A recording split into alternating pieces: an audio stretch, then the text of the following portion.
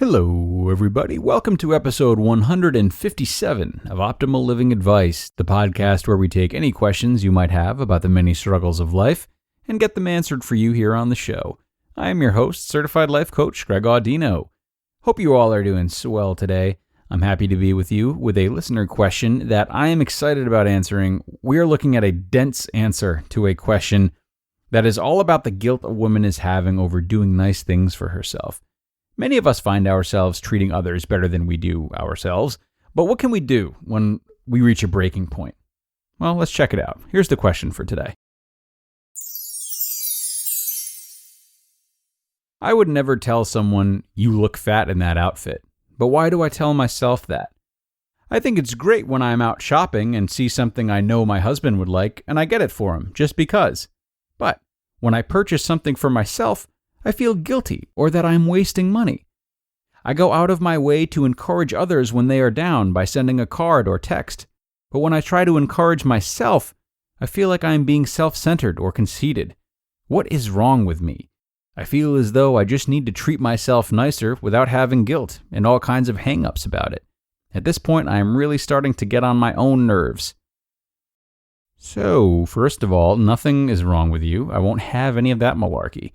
As with any destructive habit, it came from somewhere, and nobody is immune to these types of things if the right circumstances hit at the right times, or wrong circumstances at the wrong times. You know what I mean? And for you, I do think it's important to try to understand the source a little bit, rather than simply trying to encourage yourself and seeing how it feels. It's not to say that just encouraging yourself out loud and seeing if it sticks is a bad idea. It sounds like you've tried it. But it's surely more effective if we can change the thinking before changing the words. So let's try and do that here. It sounds like the same type of guilt is underpinning a lot of these situations you find yourself in.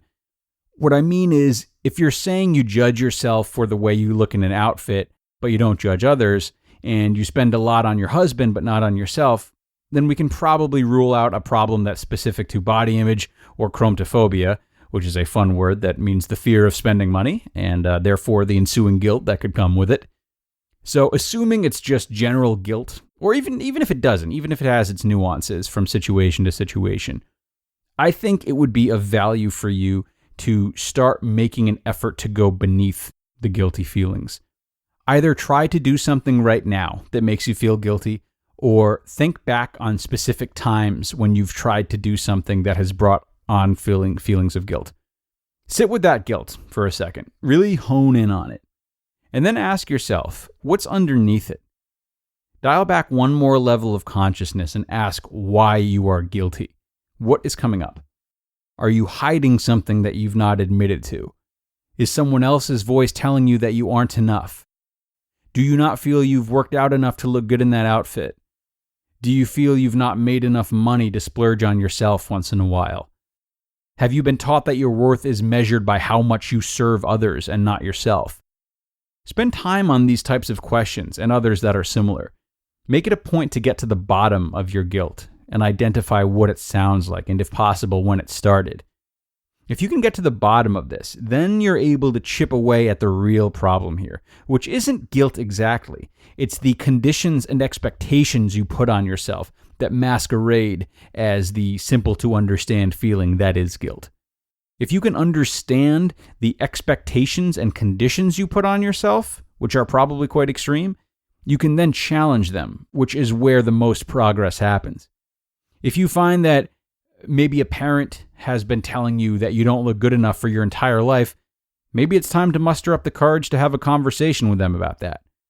If you were raised constantly having to take care of others or volunteer 12 hours a day, then your whole identity could conceivably be built around doing only for others and never for yourself.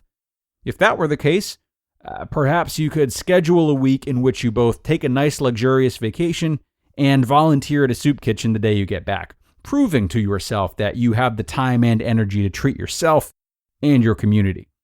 Once you challenge these conditions, you become more empowered to rewrite them, which it sounds like would be very helpful for you. So as you stretch your wings and confront your expectations, simultaneously ask yourself what you want them to look like going forward. What healthy expectations to put on yourself would be. Now, if you've been in a long pattern of putting extreme expectations on yourself, it might be difficult to quickly come up with ones that are fair to you. New ones, that is. It's no worry. A great place to look to is the conditions you put on your friends or children, or conditions you would put on your children if you don't have any of them right now. If you like the way you treat others, then get specific and maybe write down what you allow from them and what you don't, what you support in them and what you don't. This will probably be a really good measuring stick for you if you're as kind to others as you say you are. Devote yourself to the same treatment of yourself and find ways to hold yourself accountable to that. Thank you so much to the woman who sent this question in. As expected, it was a little on the shorter side, but very full. And though today's concepts are easy, I guess, to explain and lay out, rest assured they pack a punch, and you can spend as much time on them as you would like to delving into them for some good self-work. So I hope this episode was helpful to you, and of course, any listeners out there who are going through the same thing or know someone else who's going through it. As always, friends, if you've got a question of your own that you need a little help and support with, please email it to us at advice@oldpodcast.com, advice@oldpodcast.com, so we can help you out as best we can. It's always good to have someone in your corner, and we are corner dwellers over here. That brings us to the end, though. Thank you for coming today, and I will see you in a couple more days for the Friday show. Be kind to yourselves, everyone. Talk to you then.